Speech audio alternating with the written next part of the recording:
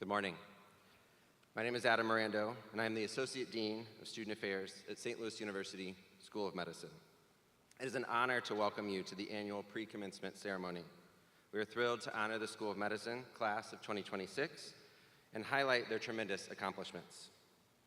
At this time, I would like to invite Father Dr. Jim Duffy, the Associate Dean for the Clinical Curriculum, to give the invocation. Please stand.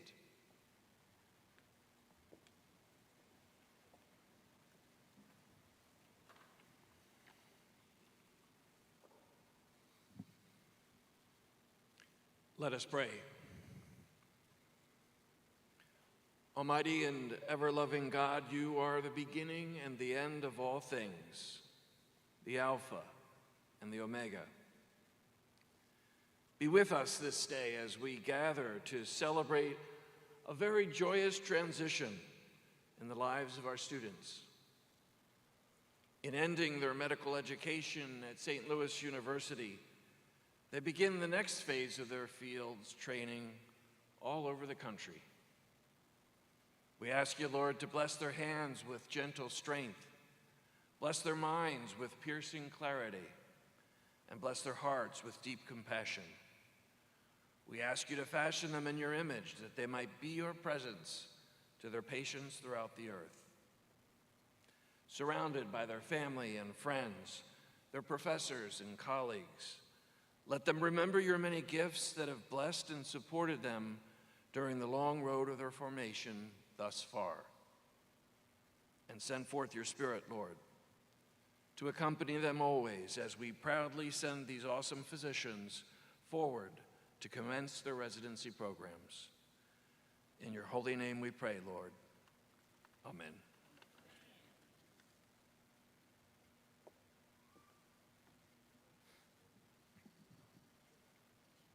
Please be seated. Thank you, Father Dr. Duffy. It is now my pleasure to introduce Dr. Christine Jacobs, the Vice President of Medical Affairs, and the Gerald A. McGuire and Joanne S. McGuire Cura Personalis Dean for the St. Louis University School of Medicine. Dean Jacobs.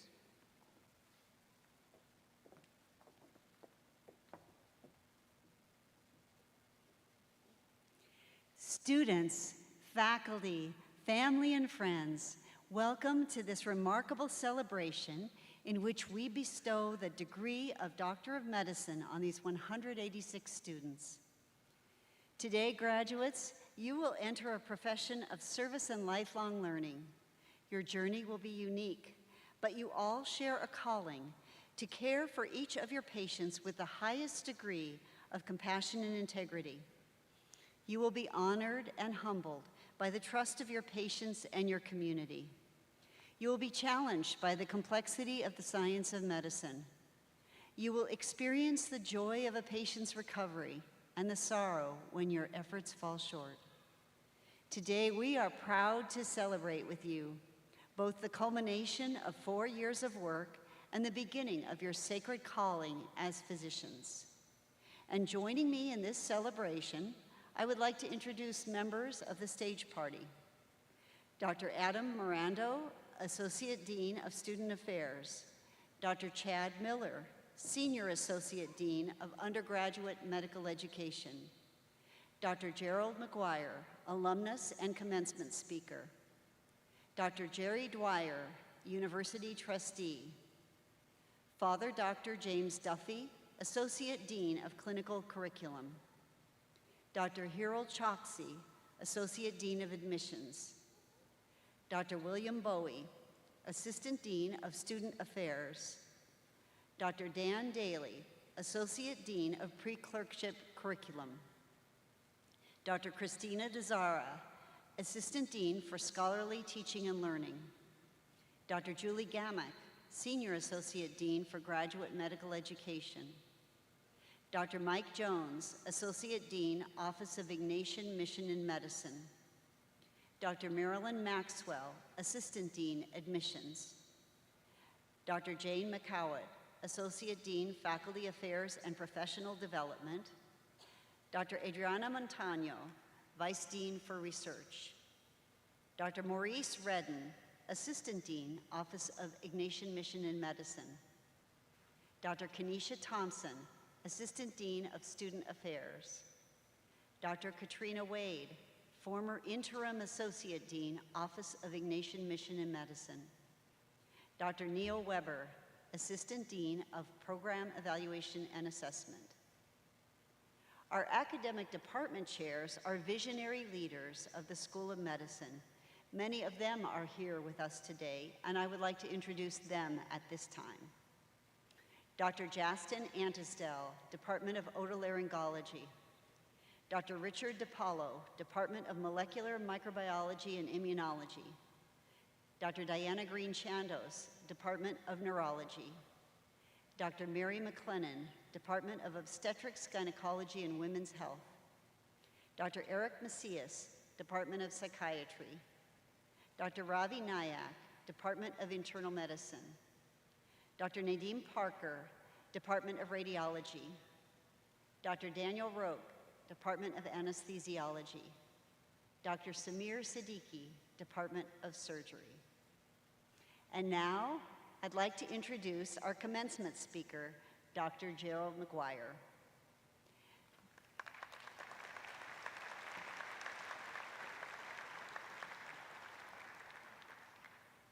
Dr.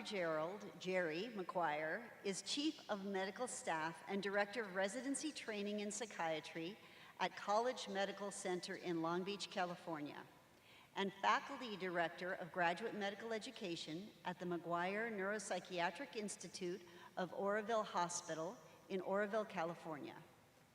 Dr. McGuire, being a person who stutters, fulfilled a lifelong dream in founding the first ever nonprofit organization dedicated to advancing neuroscience research and treatment for this neurologic condition, which he shares with 80 million others globally. The Stuttering Treatment and Research Society, as known by the acronym STARS. Dr. McGuire began his medical journey in 1987 when he matriculated to St. Louis University School of Medicine. He completed psychiatry residency at UC Irvine, then served on the UC Irvine faculty for 19 years, including 8 as residency training director in psychiatry and 9 as senior associate dean of medical education. Dr. McGuire has served as founding faculty of 4 different psychiatry residency training programs and has directly trained over 350 psychiatric physicians in his career. He's a Distinguished Life Fellow of the American Psychiatric Association and a member of the American College of Psychiatrists. Dr. McGuire has published over 75 journal articles and has authored several books and book chapters primarily focused on the treatment of stuttering. Please join me in welcoming Dr. Jerry McGuire as our 2026 commencement speaker.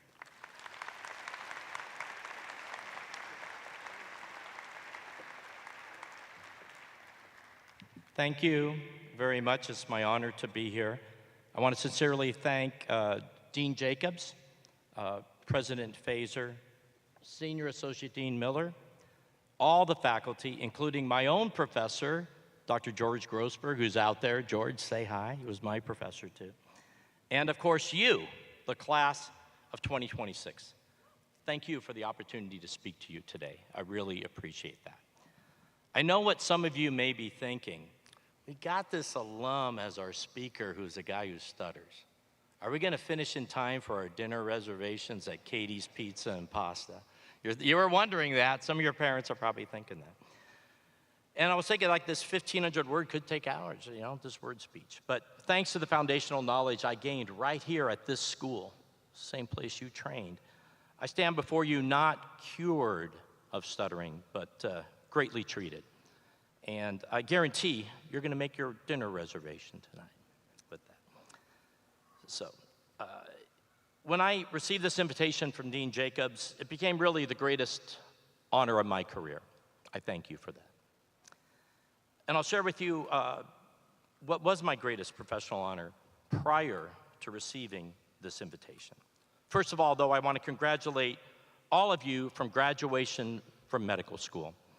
This is the major milestone in your commitment to this profession of medicine. I applaud you. Congratulations. I also applaud those of you who have supported you in this journey, your fellow classmates, your parents, your spouses, your significant others, your family, your friends. I ask that we acknowledge them. I think they're sitting up there in the nosebleeds, but let's acknowledge them as well. Thank you. And soon, you'll begin residency.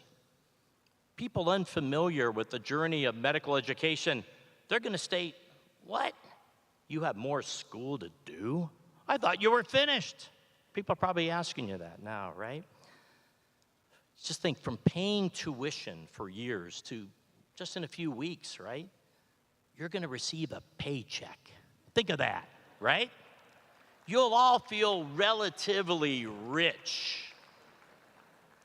And just think, by working, these are the rules, no more than 80 hours per week and being guaranteed a day off in 7, averaged over a month, you'll be earning, get a load of this, almost California minimum wage. Think of that. Whoa. You'll be good. And you'll be proud of it. Okay. So welcome to the medical profession. What you achieved is not a job. This is not an occupation. Medicine is a calling. People have already asked you, what field will you practice? Think of that term. Just think of that term, practice. Yesterday, my lovely wife, Joanna, and I we were on a United Airlines flight coming out here, and we boarded that plane. The pilot didn't say, I'll be practicing my landing in St. Louis in 3 hours, right? Think of that. It's commitment to lifelong learning.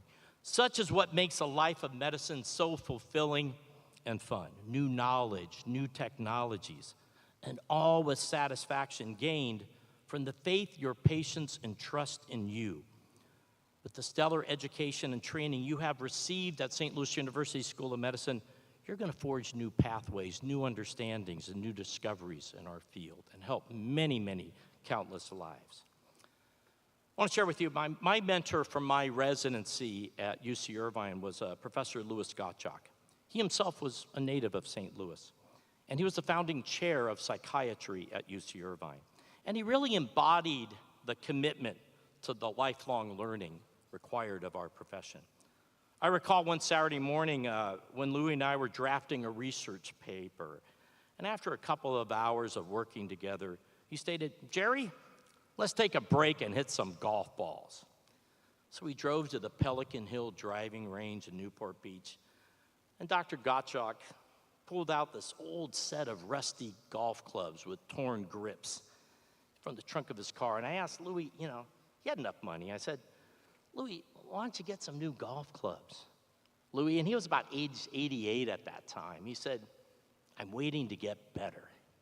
So age 88, still trying to improve and get better. Constantly learning, constantly improving. From knowledge to service, a fulfilling journey continues for you. your future patients, they're going to value you greatly. Not one patient, when I have called, even in the evenings or on a weekend, has ever said, "Hey, doc, can't chat right now. I'm really busy." They'll always take your call. Your words are precious to them. No patient will ever complain. You'll never hear this. "My doctor spends too much time with me." You'll never hear that. And I'll share with you too. I remember well my very first psychotherapy patient, my talk therapy patient. It was beginning of my second year of psychiatric residency training at UC Irvine. And I began seeing patients hourly each week. My first patient, she struggled with depression, had recently been divorced, lost some income, and could no longer afford seeing the psychiatrist, the one who had that ocean view office, who charged even then a few $100s an hour. She was now relegated to signing up as a teaching patient in the clinic, where she paid $20 an hour to see me. I remember our first visit. I was pretty tense. I was nervous. I was stuttering a great deal. And my internal thoughts were, she's got to be thinking, this is what I get for $20. A second-year resident, the guy stutters. Thinking, I don't know what I'm going to do. At the end of the hour, she stated, "Dr. McGuire, I'm going to enjoy working with you because I can see that you have struggled with something your whole life. So you're going to understand me.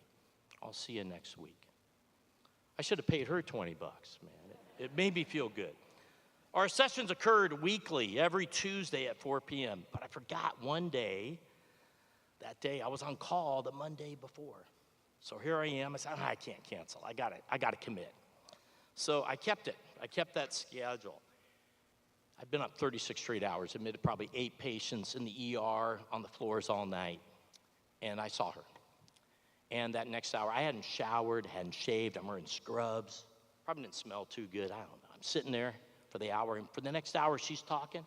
And I'm doing this for the whole hour. Yeah. Oh. Yeah. For the next hour, I didn't utter one intelligible syllable. At the end of the hour, she said, "You know what, Dr. McGuire? We had a real breakthrough today. Best session we ever had." So just being there, showing you care, means a great deal. That's what that taught me. Okay, now just some words of advice. You've been studying at least the last 4 years, right? You might have missed some current events. You might have missed some things. I'm going to get you caught up. Is that cool? Okay, I will do that. Because, and I just call this words of advice because I'm an M39 or a PG 35. Okay, never mind. So a whole bunch of things happen you might not have even known. For instance, when I was studying for Step 1, when I was here at St. Louis U, the Berlin Wall fell, right? And Eastern Europe opened up. Like somehow I missed that. I think I was studying. And I didn't know until I saw one of those Yugo cars like stalled on the street. And I'm like, where the hell is this thing from? What? Never mind. Eastern Europe opened up. So I'll get you caught up on a few things that you might not have known about. Number one, Jennifer Lopez and Ben Affleck got married. Number two, Jennifer Lopez and Ben Affleck got divorced. Okay, Queen Elizabeth II, she passed away. You might not have known that. Meghan is a duchess, but not a princess, in case you didn't know that. And we won't mention this Andrew dude who was formerly known as a prince. We're just going to forget that. I do want to let you know, though, still, the San Diego Padres have not won a World Series, in case you missed that. But they have been in the World Series 3 times. Been in the playoffs 3 times in the last 4 years. Also, we've had 3 Surgeon General nominees just in the past year. Not one of them's been appointed. But you know what? All of you are more qualified than they are, so feel free. If you need a gap year, take it. And in case you missed it, somehow in your medical training, now eating beef tallow is healthy. Sorry. I don't know where the hell that came. Okay, sorry, I shouldn't have. So, number 2, you're getting caught up. Number 2, what you gotta do is read your personal statements for medical school and for residency every year. It'll keep you grounded. Why you went into this field. Each of you wrote something like, I've read a lot of personal statements. Something about I want to use my scientific and medical knowledge to help people in need.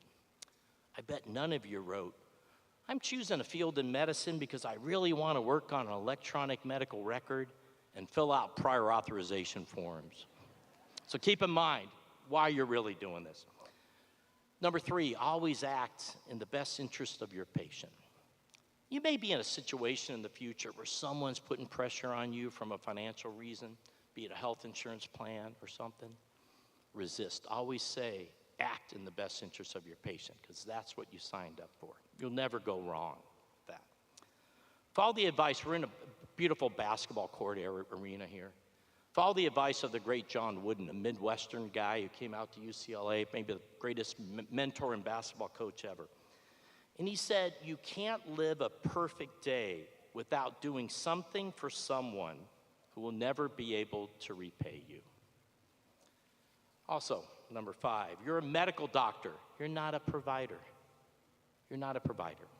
I don't think your diploma reads graduation from provider school. I provide for my family. Like people, are you this person's provider? I'm their medical doctor. I'm not putting them through school, and I'm not buying them dinner tonight, but I'm giving them the best medical care, and I care about them. So that's one thing. Number 6, stay in touch with your classmates, each of you, right now. Look to your left, look to your right. There's someone there who knows something in medicine you do not know and will not know. You're going to need consultants in the future. For instance, I know I would have been a horrible surgeon. I would have been really bad. My manual dexterity, my attention to detail, they're not really the best. If I did practice surgery, I very well would have been given honorary partnership in a new law firm called Morgan, McGuire, and Morgan. I really think, this guy's screwing up so much. Never mind. And as Clint Eastwood said, a man or a woman, a man's got to know his limitations. So recognize what you don't know and seek consultation often. And remember, join your alumni group. Okay. I mentioned earlier that my being invited to present to you today was the greatest honor of my career. SLU School of Medicine did prepare me well for what I viewed for many years until this moment as my greatest professional honor. Remember Dr. Gottschalk, my mentor in residency, the guy with the old golf clubs and the torn grips? Well, I received word about 15 years ago that he had a fall. His daughter called me, and he was in the hospital. He was in the neuro ICU. Louis, he was still practicing at age 92, right before then. So I went to go see him. Here he was. He had a significant subdural. His kidneys were failing. He knew it was the end. I asked Louis, is there anything I can do for you? And he responded in a very weak, soft voice, Jerry, would you take over my patients for me? I said, of course. How could I not, to my mentor, take over his patients? But then I thought, I'm the senior associate dean. I got about a half a day of clinical duties. How am I going to do this? I said, I'm thinking, how many patients could a 92-year-old guy even have? I shouldn't have asked that, but I did. And I said, Louis, by the way, how many patients are we talking about? He said, only about 250. So I said yes, divided them up among my residents, and went on. So of the hundreds of faculty and residents that Dr. Gottschalk had trained in his 65 years of academic medicine, he asked me to be that physician, to take over the care of his patients. And I believe Louis chose me as a SLU grad. He went to WashU, by the way. He was a SLU grad. I'm a SLU grad. But as he knew of the compassion and the knowledge and the ethics instilled in me by this great institution, you have all had the same education. And it is more than knowledge of the USMLE, much more than that. No patient will ever ask you your self-exam scores. They're never going to ask you that. However, they will assess your knowledge in other ways. They'll assess your commitment to their well-being, your compassion, your ethics. I want to congratulate each of you again. You have climbed the tallest mountain in your calling of medicine. I thank you once again for this tremendous honor in addressing you today. I wish you the best, and go forth in your journeys of scientific discovery, altruistic service, and innovative healing. God bless, Godspeed, and go Billikens.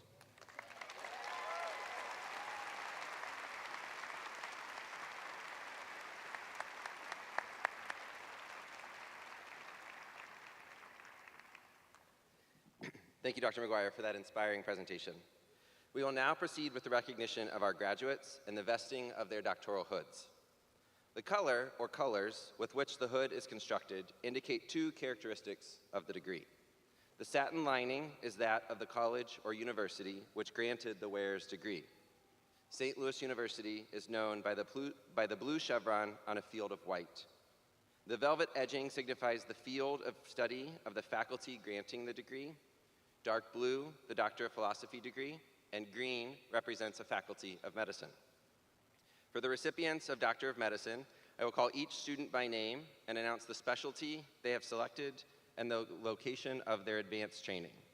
You will find the honors and awards earned by each student listed in the program. This year, students were given the opportunity to identify faculty, family, and mentors to bestow their doctoral hoods. If you are present to hood a student, please join the student when they rise to approach the stage prior to their name being called. The marshals will assist in guiding you towards the stage. Additionally, we have two faculty who will assist in bestowing hoods to our students. 4 years ago, they oversaw the recruitment and matriculation of the class of 2026, and it's fitting that our Associate Dean of Admissions, Dr. Hiro Choksi, and our Senior Associate Dean, Dr. Chad Miller, experience the full circle of your medical education. Students, please remember to bring your note card to the stage. If you have an invited hooder, please hand them your hood prior to stepping on the stage. Otherwise, you will hand your hood to either Dr. Choksi or Dr. Miller, and they will bestow the hood on you. From there, please process across the stage to Dr. Jacobs and Dr. McGuire, and then down the ramp and back to your seats. Students who are wearing green and gold cords are those who are members of Alpha Omega Alpha Medical Honor Society. Would the marshals please escort the first row of students to the stage?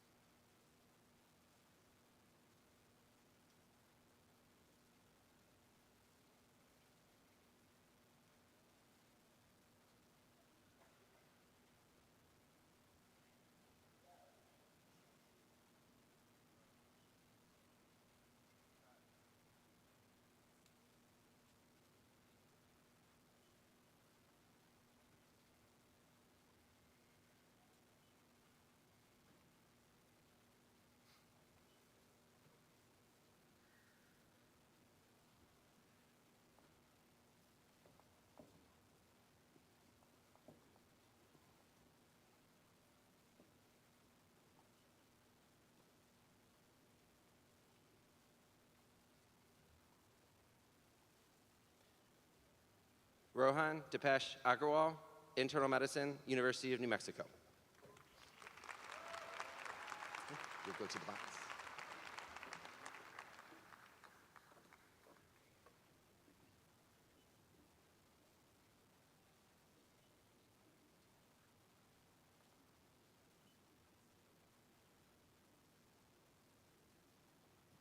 Rifat Hassan, Family Medicine, University of California, Irvine Medical Center.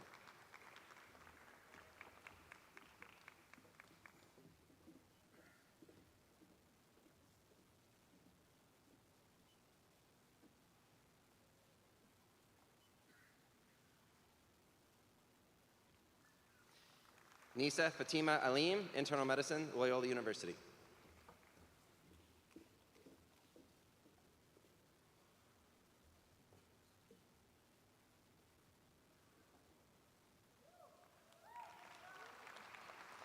Donna Alshekli, Obstetrics and Gynecology, University Hospital, Columbia.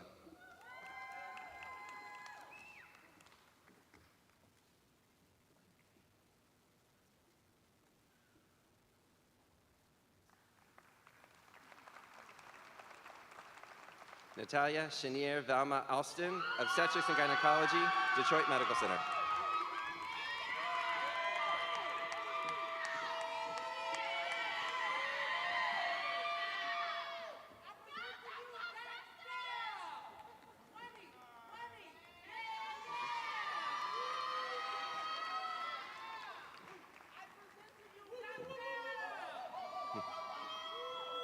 Shrikar Anantha, Internal Medicine, University of Cincinnati.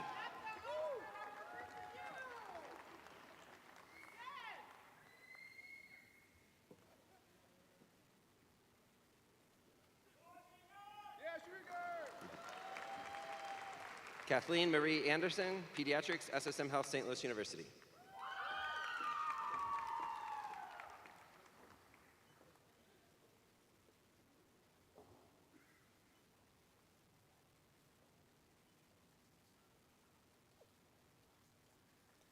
Dominic Palarambo, Antony, Psychiatry, Loyola University.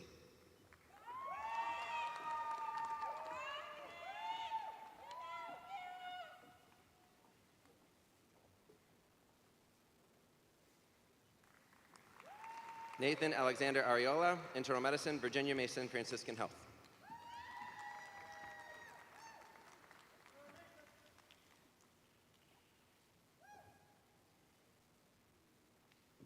Maha Zenith Arshad, Pediatrics, Medical College of Wisconsin.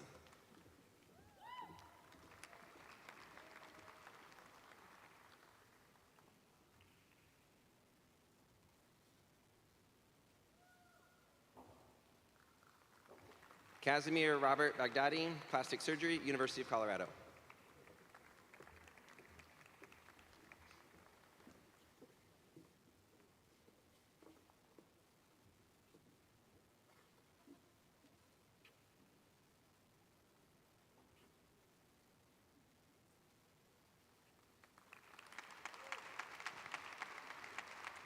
David Anthony Bagley, Orthopedic Surgery, UNLV.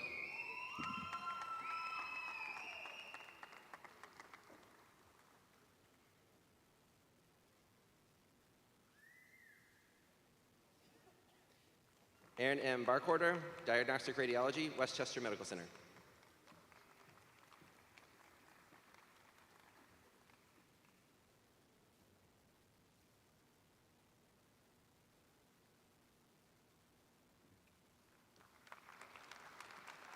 Zuhair Bakawi.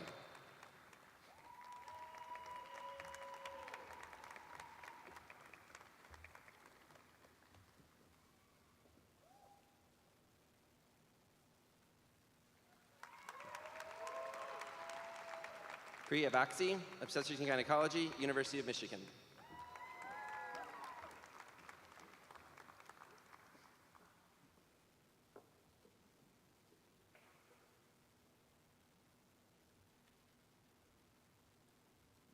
Jordan Ann Beveridge, Psychiatry, Barnes Jewish Hospital.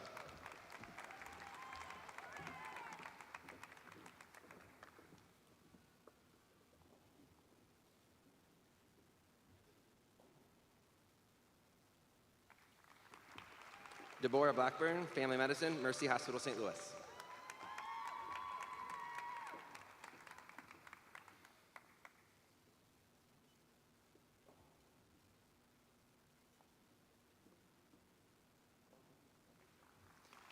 Luke Blanton, Pediatrics, St. Louis Children's Hospital.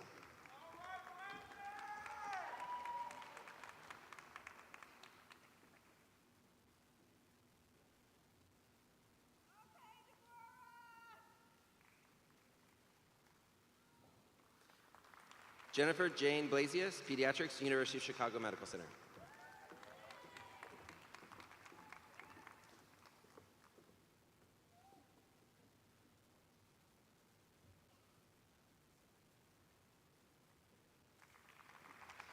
Kathleen Suzanne Botterbush, General Surgery, University of Washington.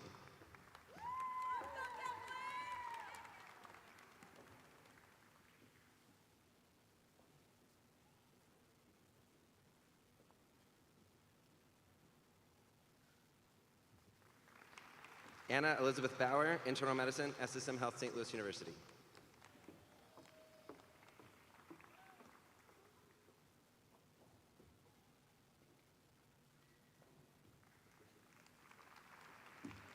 Matthew Thomas Braddock, Psychiatry, Northwestern Medical Center.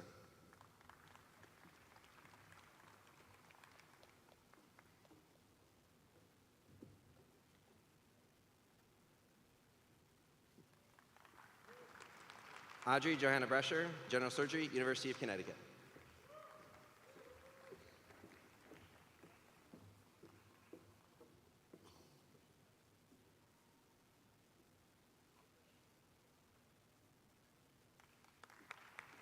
Johnny Brewer, Anesthesiology, SSM Health, St. Louis University.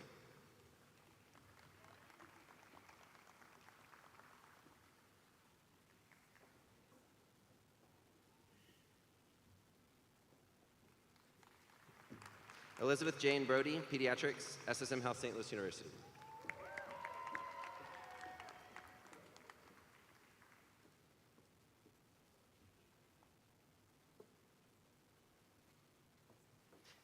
Erica Brown, Psychiatry, University of North Carolina.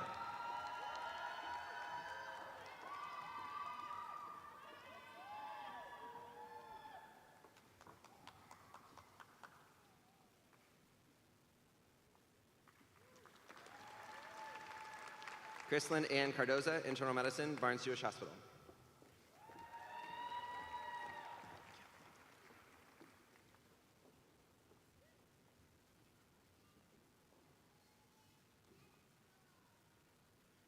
Ankita Chabra, Neurology, University of Iowa.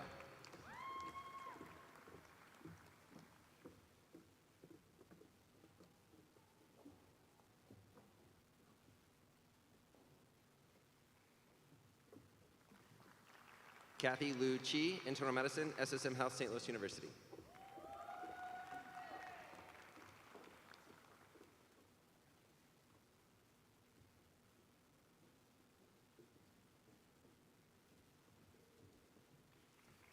Brady Richards Chrysler, Interventional Radiology, University of Minnesota.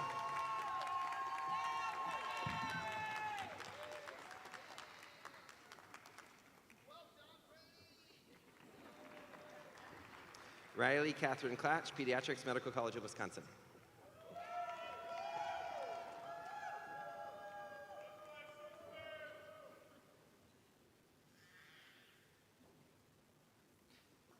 Tara Cookson, Pediatrics, Children's Mercy Hospital.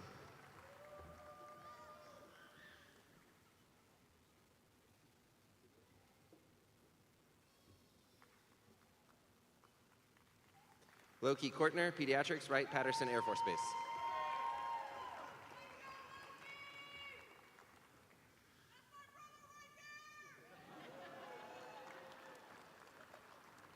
Cassius Alexander Cunningham, Psychiatry, University Hospital, Jackson, Mississippi.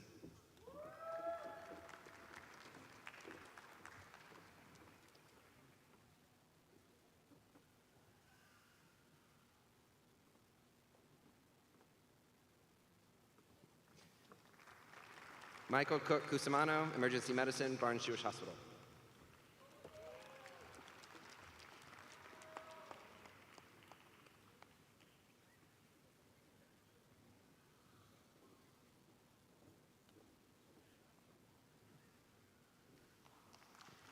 Karen Brianna Dale, Internal Medicine, Mayo Clinic School, Graduate Medical Education.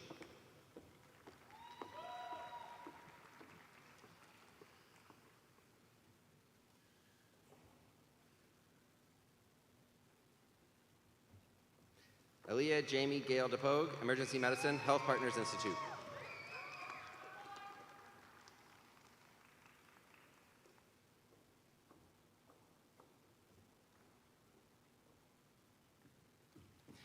Camden Ray Darby, Anesthesiology, Barnes-Jewish Hospital.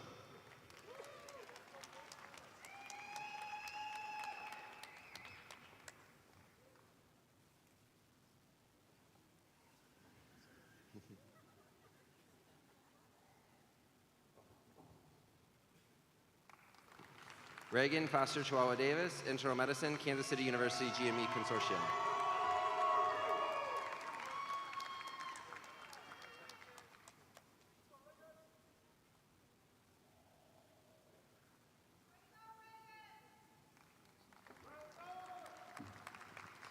Caitlin Dunn, Pediatrics, Case Western University.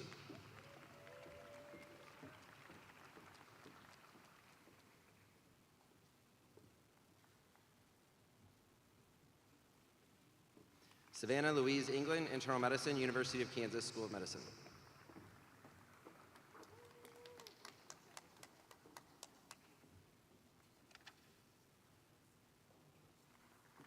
Yi Chen Fang, Physical Medicine and Rehabilitation, Stanford Health.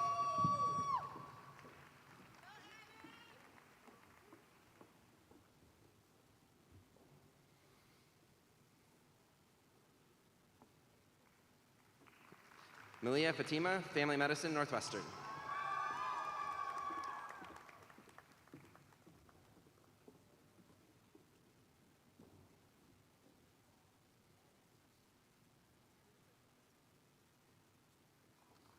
Nicholas Fidele, Internal Medicine, Barnes Jewish Hospital.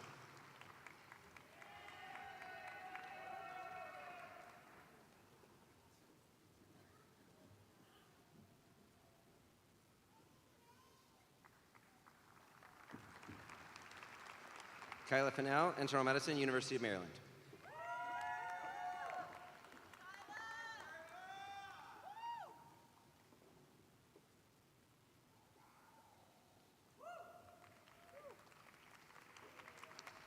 Sophia Glenda Ford, Urology, SSM Health, St. Louis University.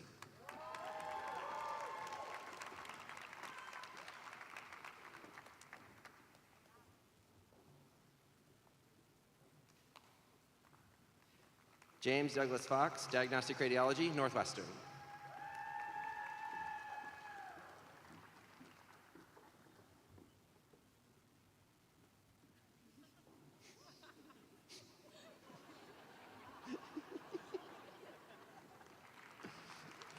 Jennifer Elizabeth Fox, Pediatrics, St. Louis Children's Hospital.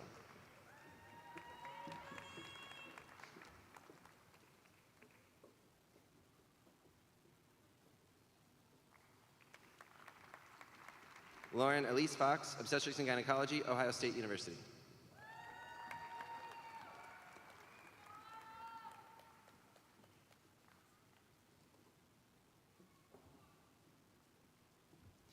Connor Michael Freeman, Pediatrics, SSM Health, St. Louis University.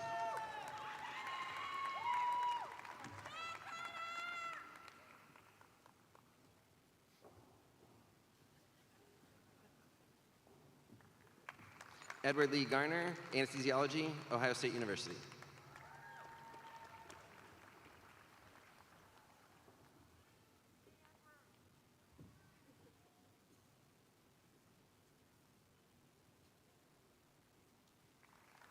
Monica Nicole Goodland, Psychiatry, SSM Health, St. Louis University. Additionally, Monica is being hooded for her PhD in Pharmacology and Physiology with the thesis of temporal A3 adenosine receptor activation and signaling prevents mild traumatic brain injury-induced memory deficits.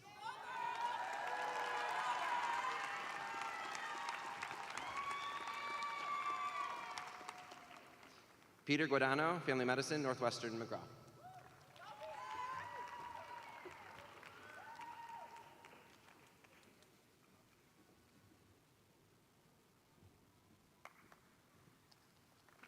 Neha Gupta, Vascular Surgery, Duke University.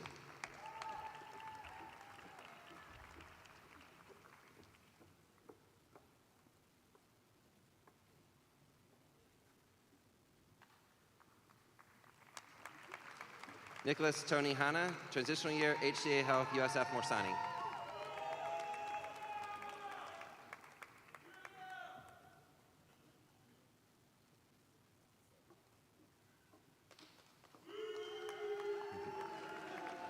Mallory Ray Hartman, Dermatology, Health Partners Institute, Minnesota.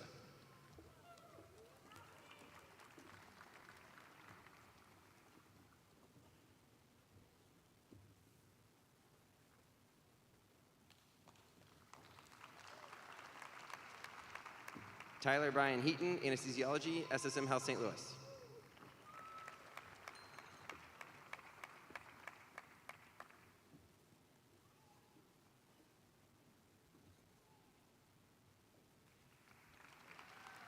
Thomas Patrick Hogue, Otolaryngology, University of Utah.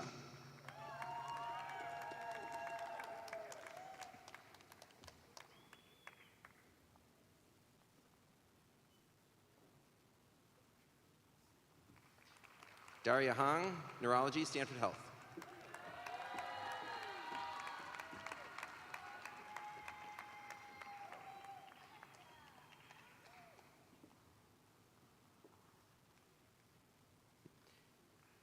Kara Elizabeth Ingram, Internal Medicine, Rush University.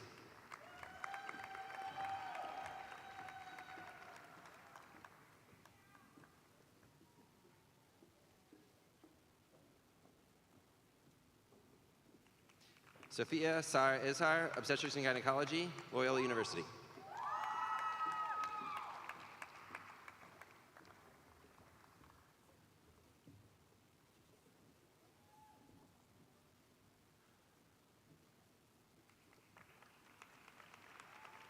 Patrick Jean, Family Medicine, Meharry Medical College.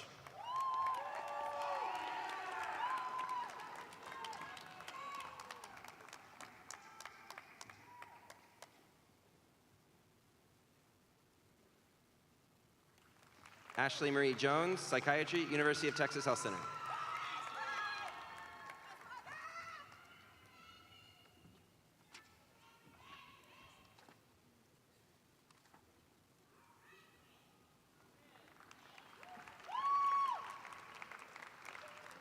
Yukchesh Kalidindi, Diagnostic Radiology, Barnes Jewish Hospital.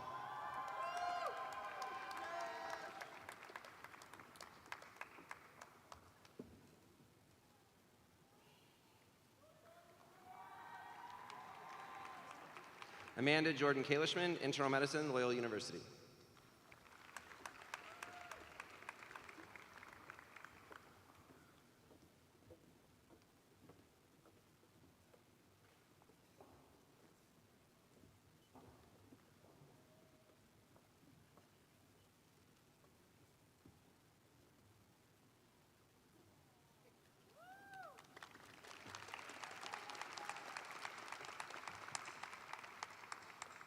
Michael Kanan, Internal Medicine, Jefferson Einstein, Philadelphia.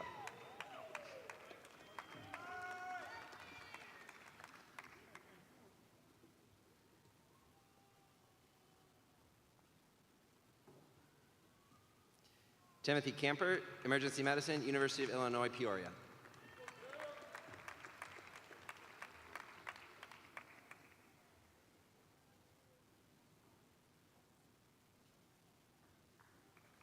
Eileen Rose Konecki, Obstetrics and Gynecology, Baylor Health.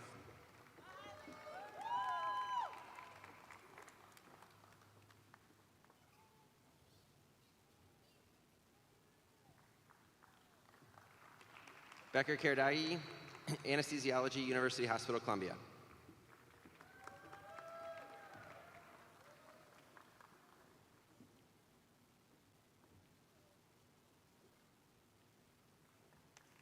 William Christopher Cardassis, Physical Medicine and Rehabilitation, Barnes Jewish Hospital.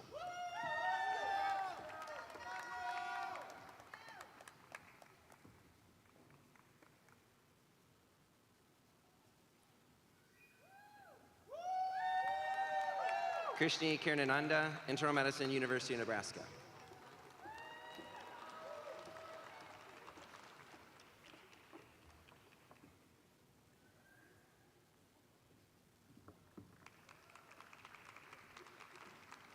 Aditya Katial, Internal Medicine, SSM Health.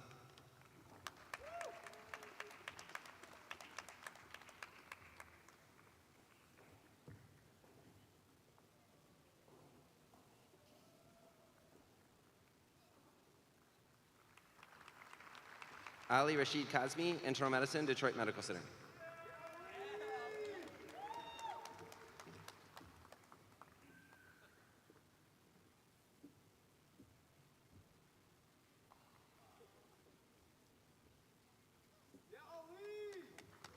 Rita Imran Khan, Obstetrics and Gynecology, Adventist Health White Memorial.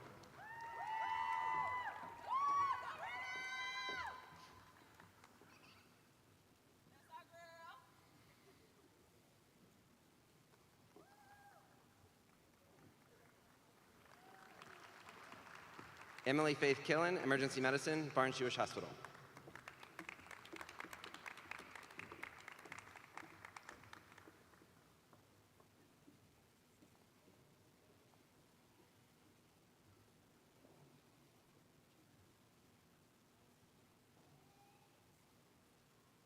Kent Kleinschmidt, Diagnostic Radiology, University of Chicago.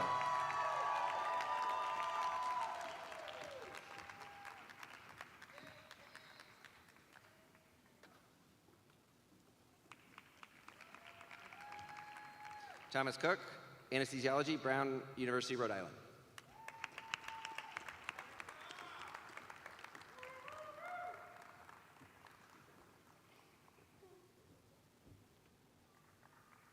Nikita Coley, Internal Medicine Pediatrics, Indiana University.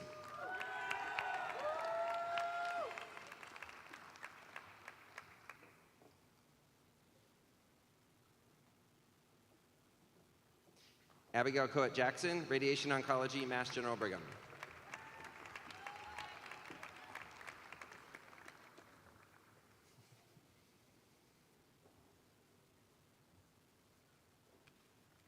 Zachary Loren Labounty, Emergency Medicine, Abrazo Health Network, Arizona.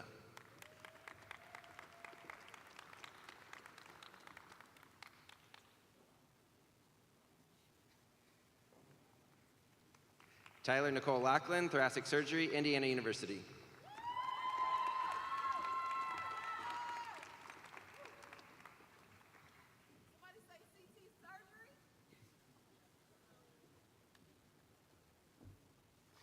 Hannah Pei Lee, Internal Medicine, Alameda Health System, Highland Hospital.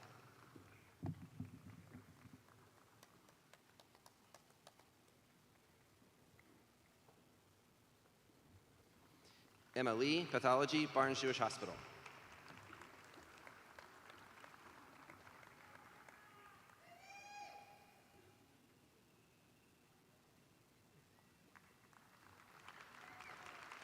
Julia Kang-Woon Liu, Pediatrics, St. Louis Children's Hospital.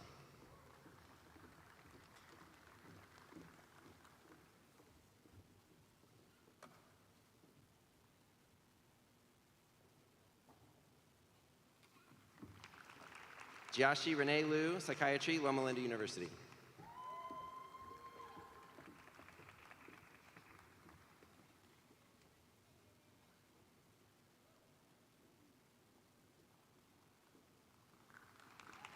John Paul Mader, Family Medicine, Medical University of South Carolina.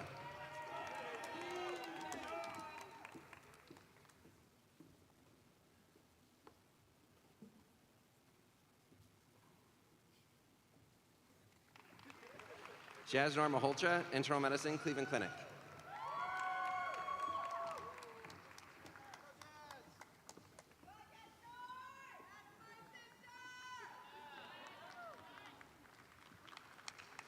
Donna Malo, Neurology, University of Chicago.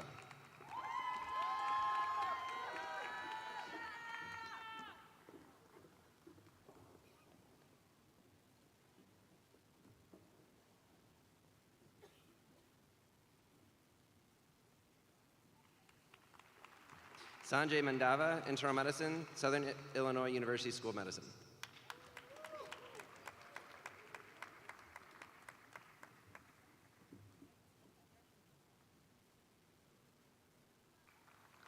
Mark Marino, Diagnostic Radiology, Vanderbilt University.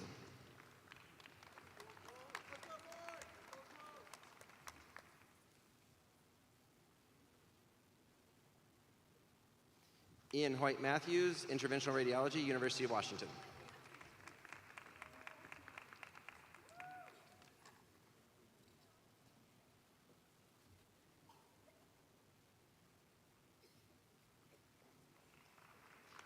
Kenya V. Medina, Internal Medicine, Walter Reed National Military Hospital.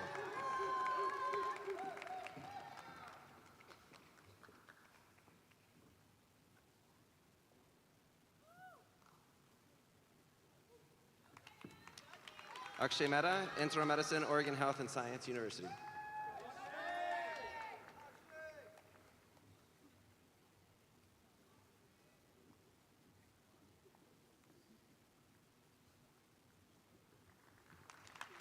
Rambod Meshki, Neurology, University of Arizona.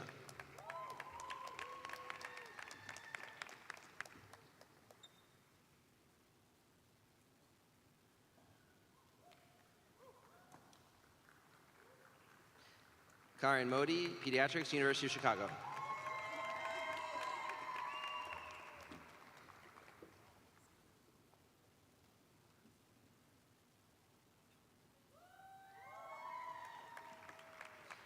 Caleb Stephen Moffitt, Family Medicine, University of Michigan.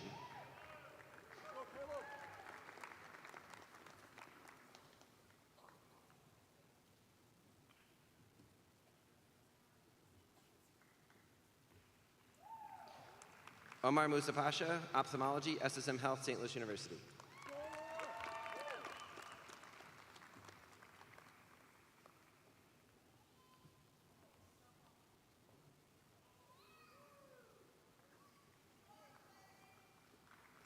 Esed Mustafich, Family Medicine, SSM Health, St. Louis University.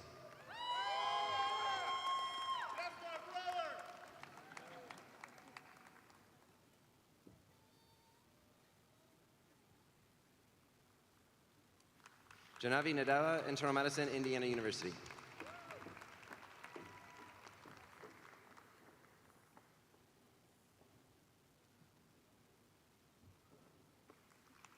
Ravneet Nagra, Interventional Radiology, Thomas Jefferson University.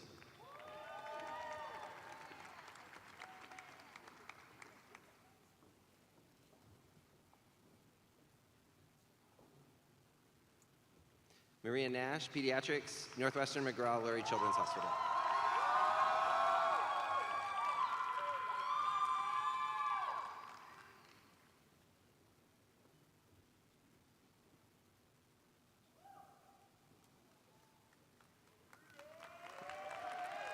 Shalaka Nimagata, Internal Medicine, SSM Health, St. Louis University.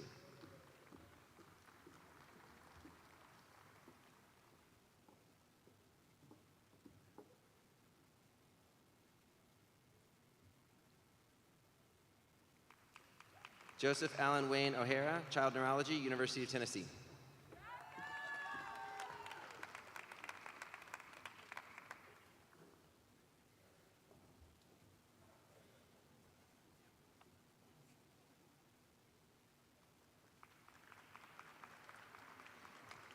Jeremy Francis Palacio, Diagnostic Radiology, University of Colorado School of Medicine.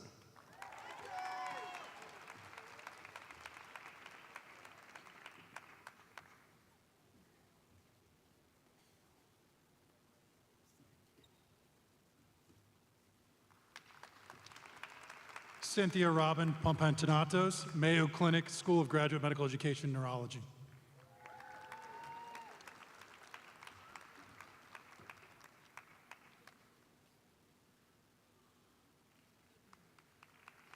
Enoch June Park, Internal Medicine, Harbor UCLA Medical Center.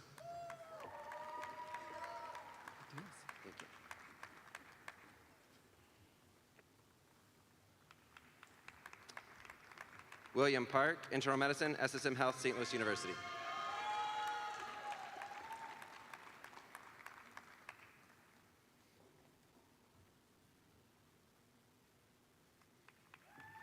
Divya Patel, Internal Medicine, University of Chicago.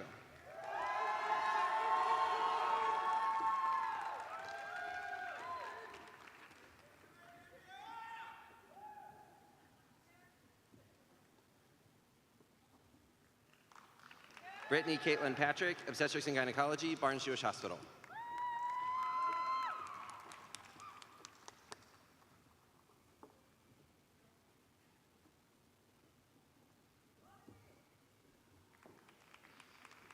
Gurusai Sujitha Paramseti, Internal Medicine, Temple University.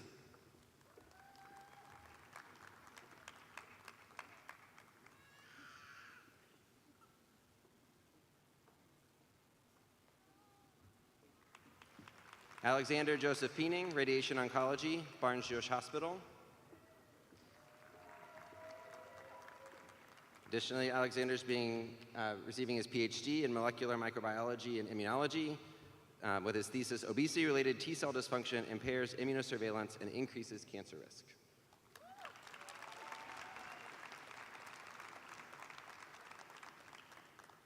Cole Matthew Peening, Internal Medicine, SSM Health, St. Louis University.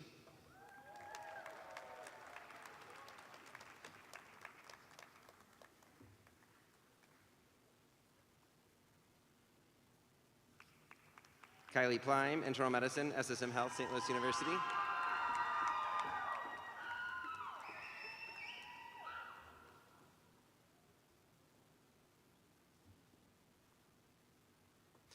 Lauren Christopher Chuapo, Family Medicine, Montefiore Medical Center, Einstein, New York.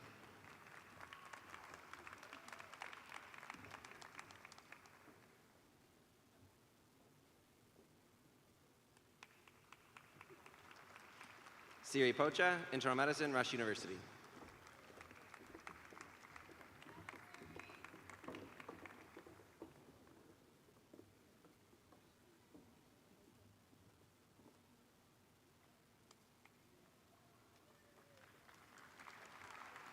Justin Christopher Politis, Anesthesiology, SSM Health, St. Louis University.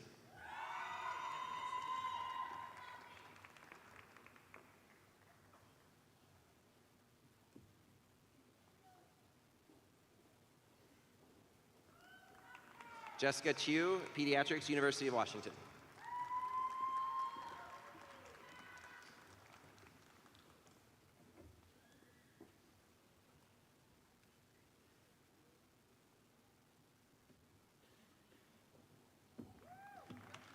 Monica Lalila Rao, Internal Medicine, SSM Health, St. Louis University.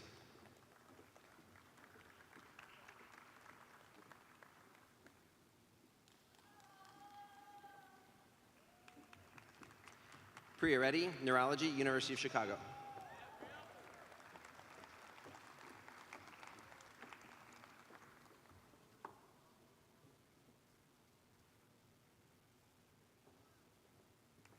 Stephen Roach, Internal Medicine, Johns Hopkins Hospital.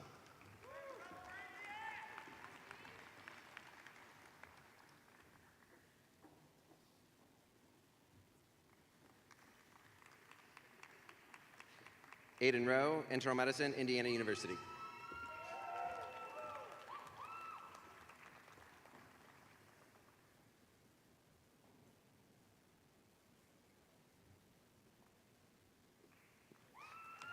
William John Rudder, Internal Medicine, SSM Health, St. Louis University.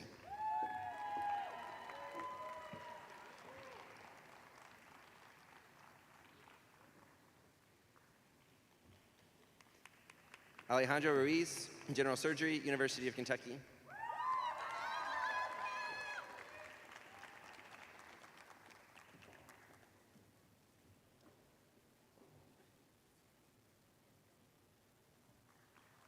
Marissa Christina Sadowskis, Anesthesiology, Northwestern.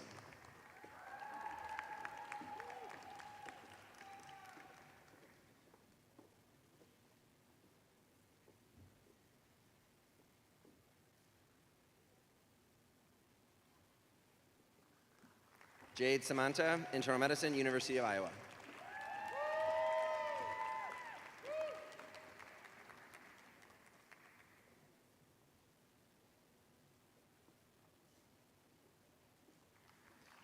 Shushana Sambilian, Internal Medicine, Barnes Jewish Hospital.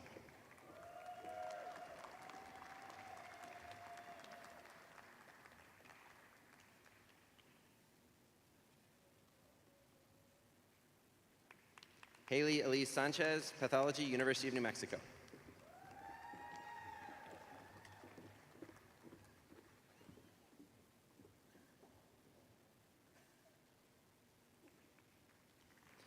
Robert Francis Schaefer, Diagnostic Radiology, Boston University.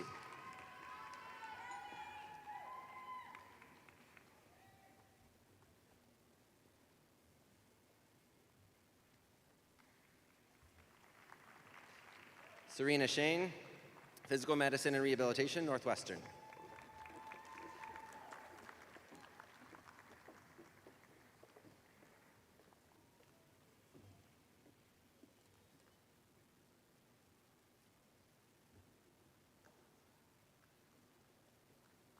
Kyle Schroeder, Neurology, University of Colorado.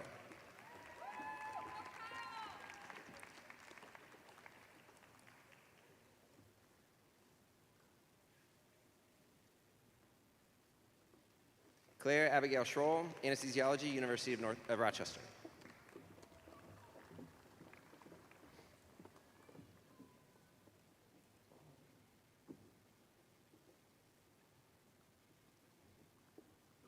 Colin Schulte, Family Medicine, University Hospital, Columbia.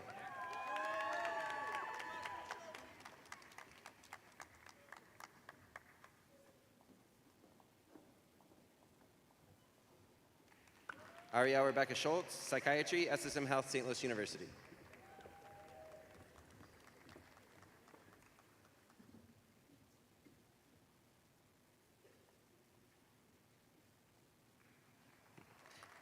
Madeline Claire Schwab, Pediatrics, Emory University.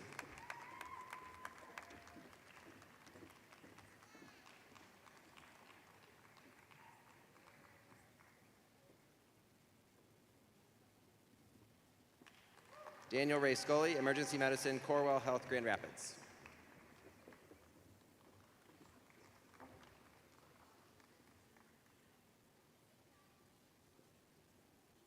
Poor Vasheth, Psychiatry, Barnes Jewish Hospital.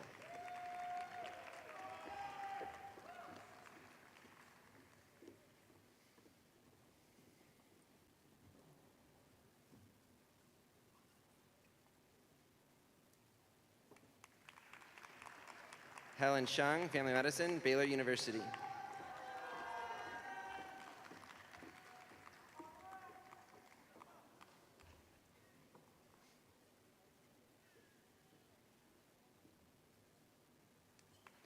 Jorge Silva, Internal Medicine, Loma Linda University.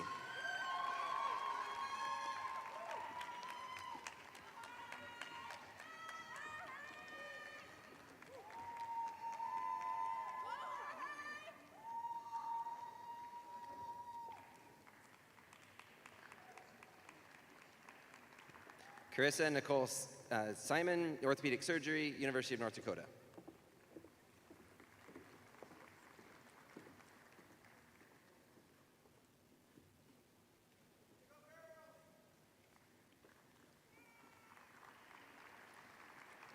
Samantha Michelle Spence, Otolaryngology, Wake Forest Baptist Medical Center.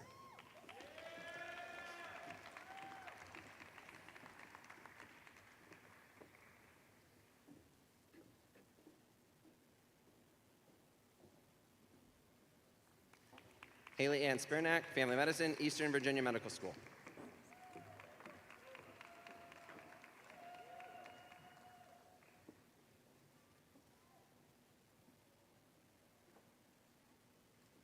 Joseph Carmichael Spernak, Diagnostic Radiology, Naval Medical Center.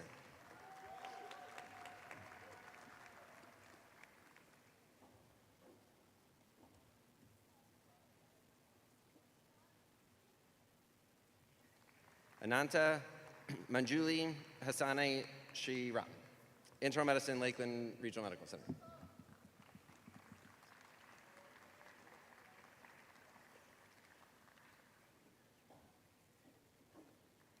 Lexi Stinsby, Internal Medicine, University of Colorado.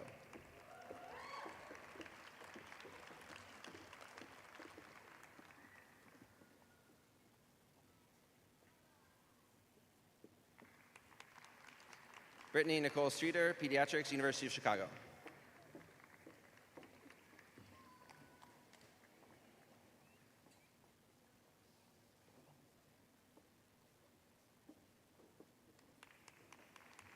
Deepti Sudhakar, General Surgery, SSM Health, St. Louis University.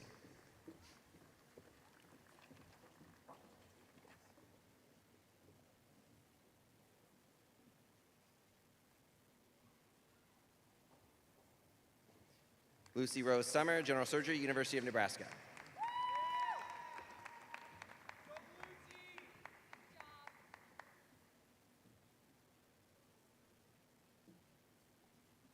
Mark William Summers, Internal Medicine, University Hospital, Jackson, Mississippi.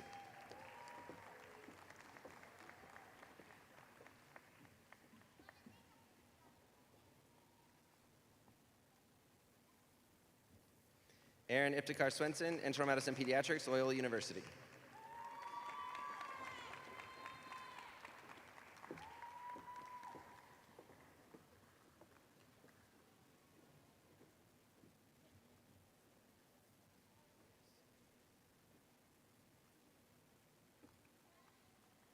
Thomas Edward Sevchik, Internal Medicine, SSM Health, St. Louis University.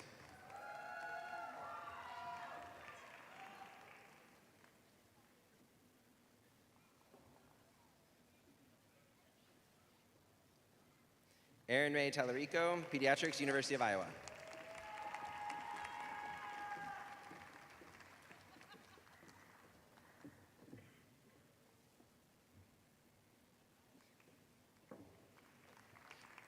Joseph Jacob Tallarico, Pediatrics, University of Iowa.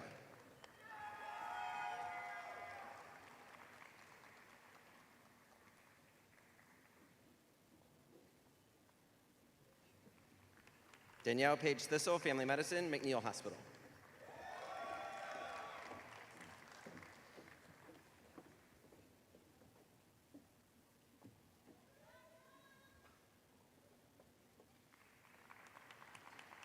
Zachary Christopher Timmer, Internal Medicine, Vanderbilt University.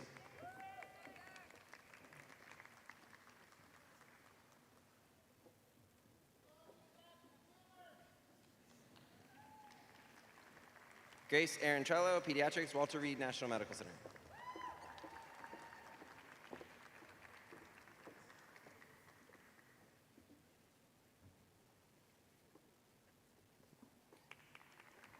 Sarah Marie Trusk, Internal Medicine Geriatrics, Medical College of Wisconsin.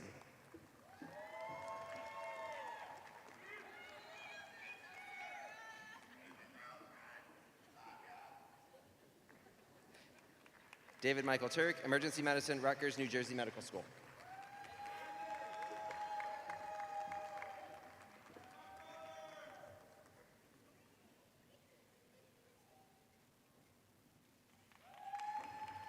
Luke Anthony Van Gort, Pathology, University of Utah.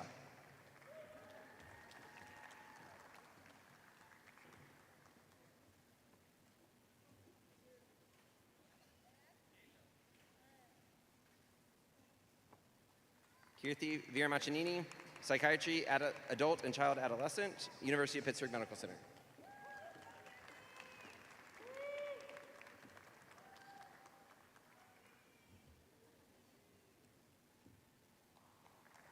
Andres Velasquez, Emergency Medicine, Cook County Health.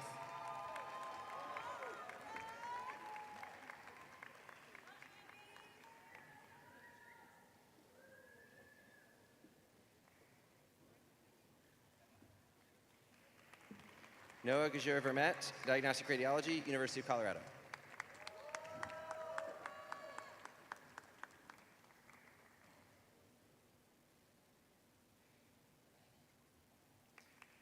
Riley Wagner, Emergency Medicine, Denver Health.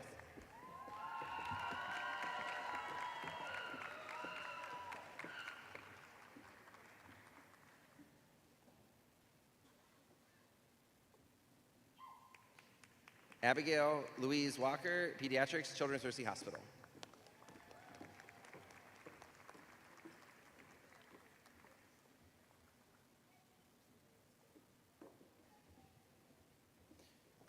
Jorah Wong, Neurology, Barnes Jewish Hospital.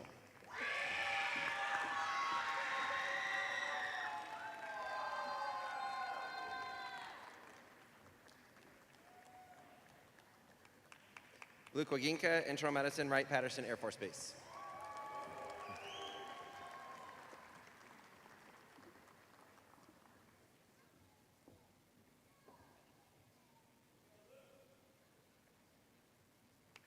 Matthew Joseph Whalen, Interventional Radiology, Coral Health, Michigan.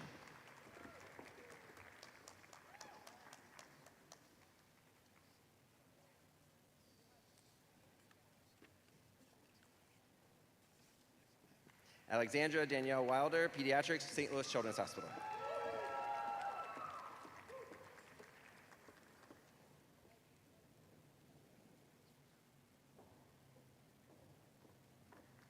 Hannah E. Wiseman, Internal Medicine, Pediatrics, Indiana University.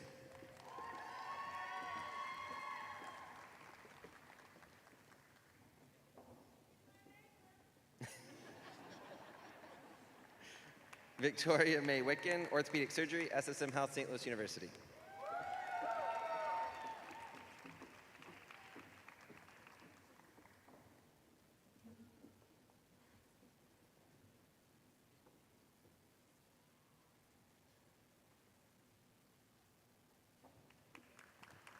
Riley Wolk, Orthopedic Surgery, SSM Health, St. Louis University.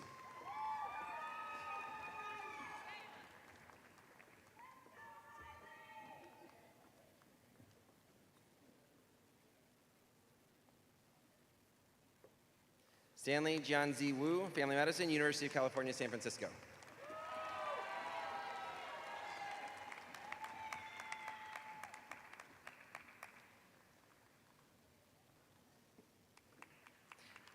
Abigail Webling, Anesthesiology, Barnes-Jewish Hospital.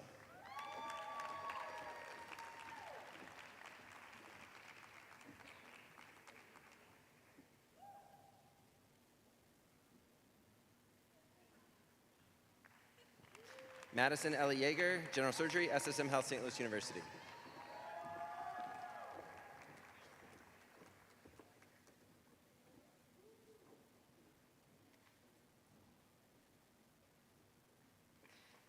Caleb Yaki, Ophthalmology, University of Missouri, Kansas City.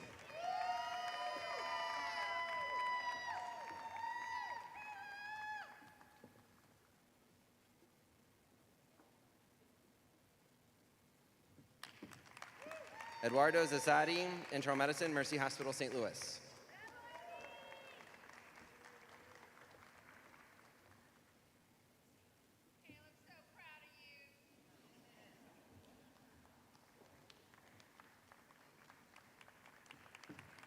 Daisy Madeline Yang, Family Medicine, University of New Mexico.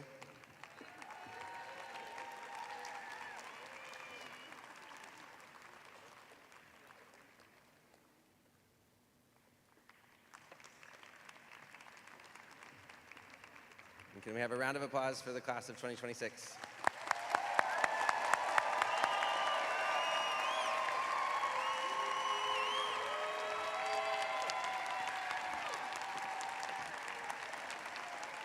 Thank you.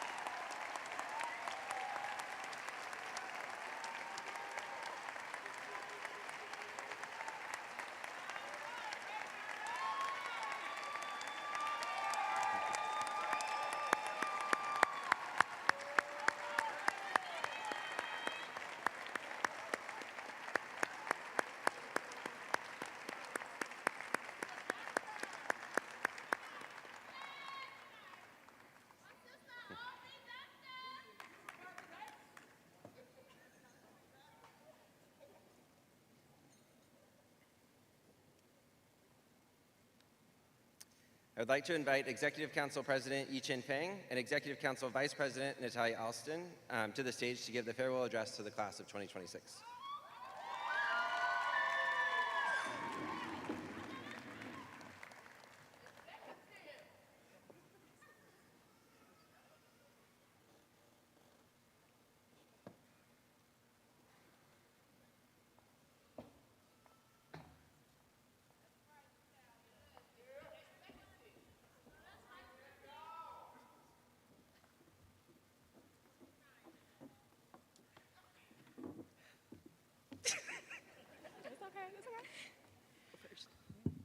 All right. Hi, everyone. First, giving honor to God, who is the head of our lives. It is truly an honor to stand before you today for such a momentous occasion. For those of you who don't know us, my name is Yi-Chin Feng, your medical student government president. And I'm Natalia Alston, your vice president. It feels just like yesterday when we stepped into medical school, wearing short white coats, eager, wide-eyed, ready to say yes to just about everything. And somewhere along the way, that excitement evolved. Those short coats turned into Patagonias. Trying to learn everything turned into just trying to survive the week. Weekends spent in the cadaver lab turned into nights trying to relearn our ABCs and trauma bays. And before we knew it, we were opening letters on match day, leading us here to this moment. Along this journey, we faced challenges, experienced growth, and created memories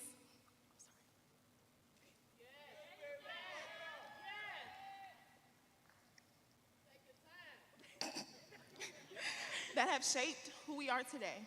As I look back on where it all began, I think back to that first day of orientation. Emotions were high as the overwhelming feelings of doubt and anxiety kept me from getting a good night's rest. See, growing up, I had limited exposure to physicians who looked like me or shared similar experiences. So when I realized that in just 4 years I would be stepping into that role, I found myself wondering if I could truly become the kind of physician that fearlessly advocates for vulnerable populations. But walking into the EU that morning, with gospel music filling my ears, something shifted. The fear and the voices of past advisors who didn't believe I would be standing before you today began to fade. And as time went on, and these strangers became friends, and the excitement of exploring different interest groups and organizations fostered a true sense of belonging, more importantly, I realized I was allowed to be vulnerable. I didn't have to have all the answers or carry the weight of perfection. I could ask for help, lean on those around me, and grow into the physician I had always dreamed of becoming. And that is what this journey has been about. Not just mastering medicine or earning that 5 on clerkship at evals, but learning how to show up on the hard days, sit with uncertainty, and care deeply for others while extending ourselves grace. Through it all, I've learned that God makes no mistakes. Every closed door has been his divine protection. This journey was never just a series of obstacles, but a path to purpose that each of us were destined to walk, not by ourselves, but alongside the beautiful people who sit beside you today. And as I reflect on my own journey, I too am reminded of where it all began. My 8-year-old self could not have imagined moving to the US and becoming the first physician in my family. I still remember what it felt like to start over in a new place, learning a new language, and adapting to a completely different culture. And all in the meantime, watching my parents work tirelessly to create opportunities for our family. And years later, that feeling returned on my first day in the hospital, standing in a white coat that still didn't feel quite right like mine. Growing up, I didn't really always know what path I would take, but I did know what sacrifice looked like. It looked like exhaustion without complaint, perseverance without recognition. And when medical school got overwhelming, when the exams piled up and the imposter syndrome crept in, phone calls with my mom always grounded me. She would remind me that courage is not the absence of fear, but the decision to keep going despite it. But just as important were the people sitting here today, the classmates who understood the doubts we didn't always say out loud, celebrated the milestones, big and small, and reminded us that we were never doing this alone.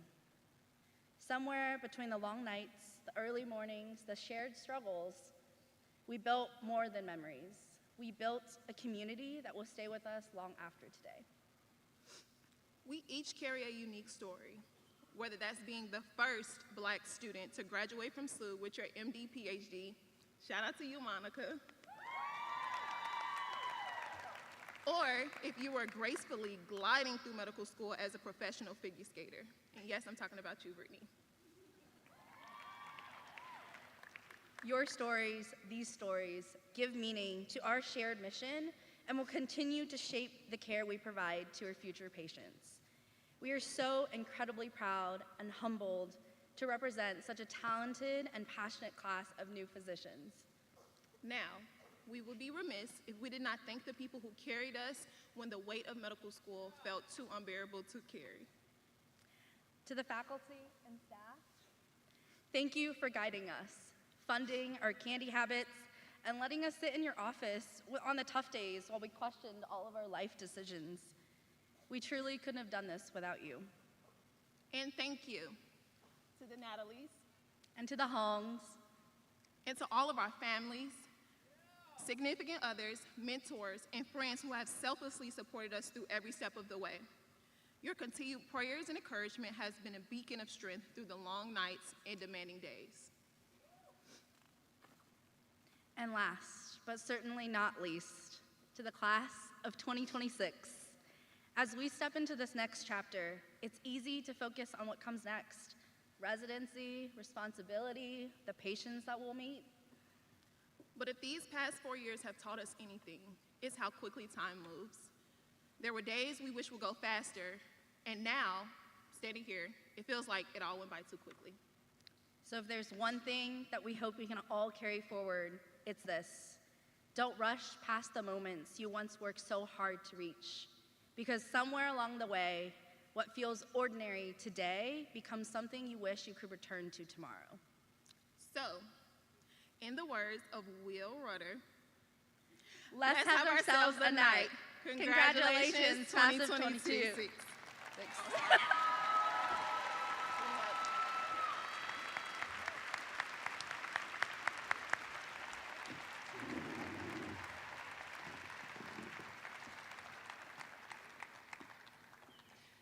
Thank you, Chen and Natalia, for all of your dedication to the class of 2026 and the School of Medicine.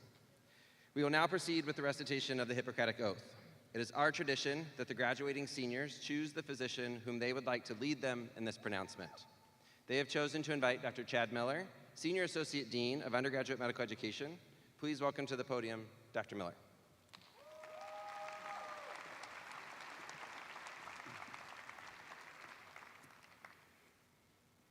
Will the graduating seniors and any physicians in the audience who would like to join them, please stand.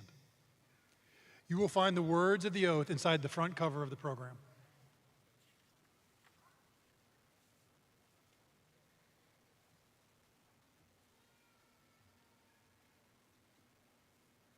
All right, here we go. Now, being admitted to the profession of medicine and dedicating my life to service, upon my honor and before God, I freely make these promises. I will carry out that regimen which, according to my power and discernment, shall be for the benefit of my patients. I will keep them from harm and wrong. To none will I give a deadly drug, even if solicited, nor offer counsel to such an end. I will maintain the utmost respect for all human life.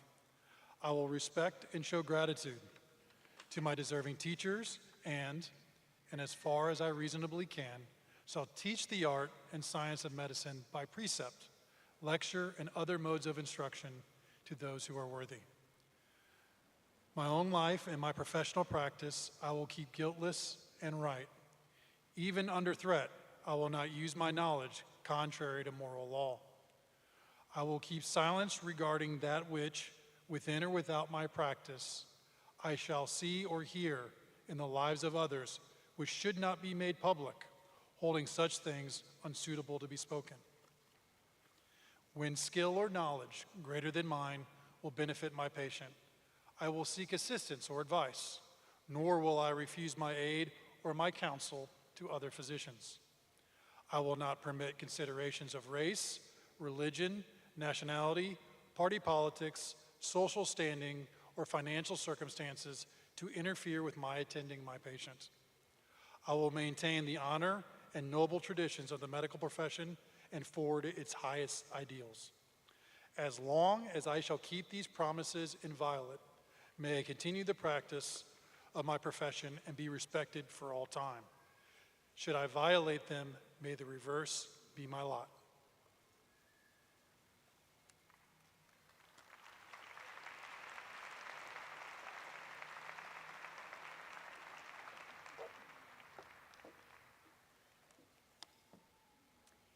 Graduates, you may be seated.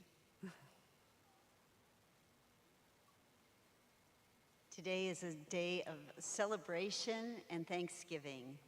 Let's recognize those individuals who provided unconditional support through your journey and deserve our thanks. Parents of the graduates, congratulations. What a remarkable journey to see your sons and daughters accomplish this prominent achievement. Graduates, many parents have watched you grow and mature into the professionals that you are today. You've indeed made them proud. The sacrifices have been many, and today the reward is great. Would the parents of the graduates please stand and be recognized?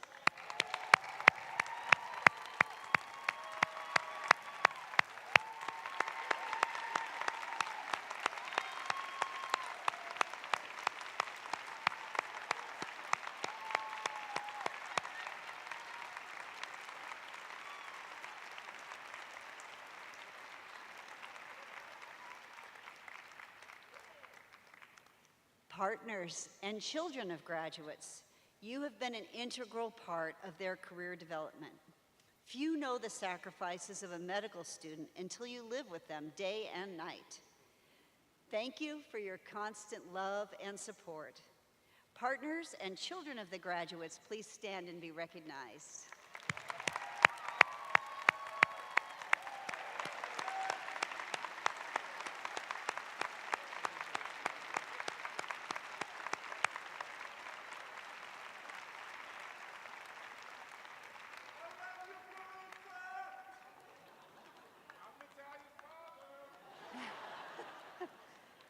family members, brothers, sisters, relatives, and friends who've been there for our graduates in so many different ways.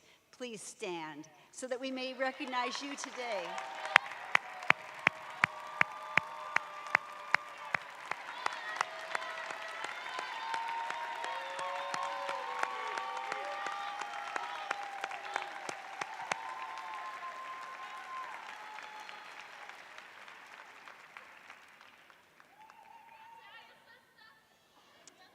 And faculty, you have devoted your careers to medical education, and the fruits of your labor are evident in this graduating class. Thank you for your contributions. Please stand and be recognized.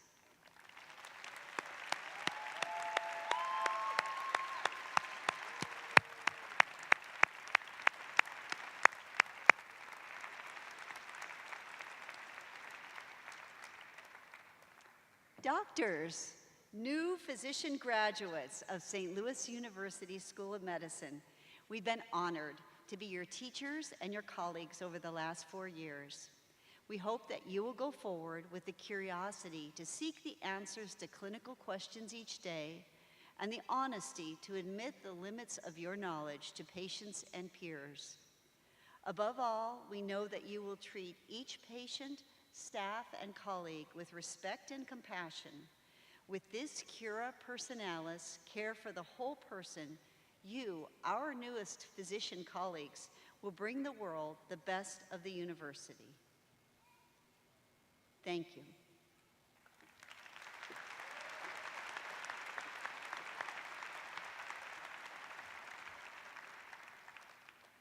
I would now like to invite the School of Medicine Chorus to please come forward for our benediction.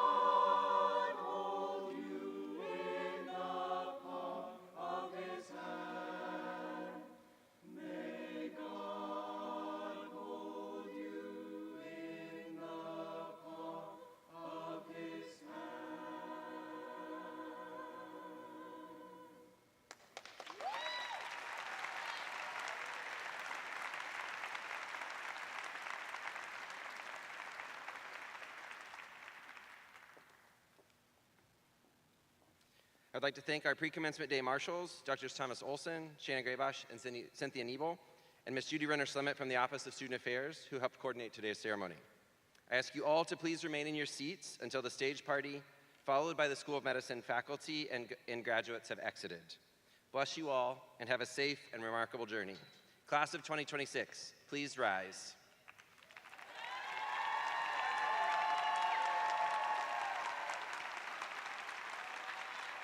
It's my pleasure to congratulate once again the class of 2026.